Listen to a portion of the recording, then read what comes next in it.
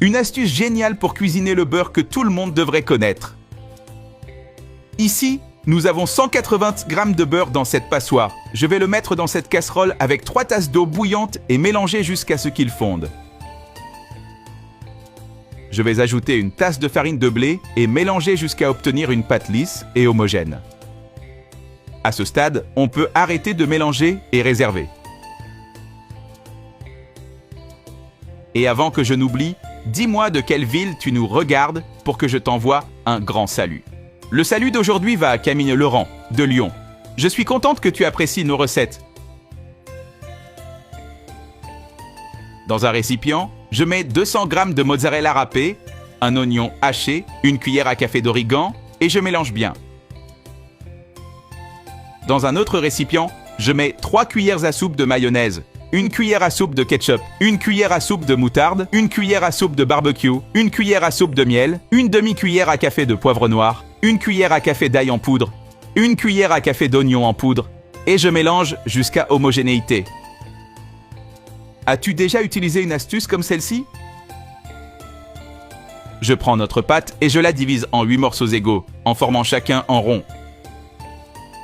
Ensuite, je la baisse à une épaisseur moyenne. J'ajoute une cuillère à soupe de farce.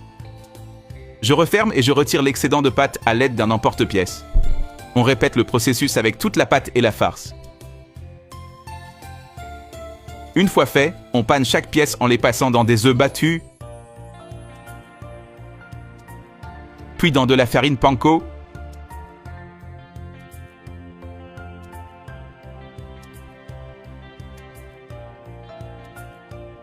enfin, je les mets dans une casserole avec de l'huile chaude et je fais frire jusqu'à ce qu'ils soient dorés.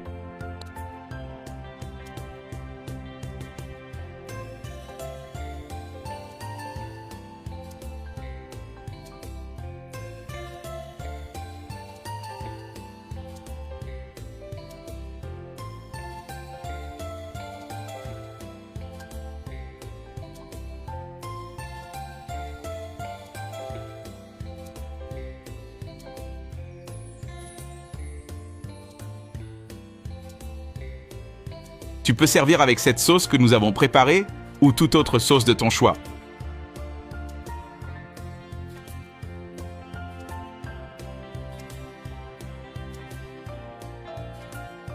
Cette sauce est très savoureuse et se marie parfaitement avec notre recette. Tu verras à la fin.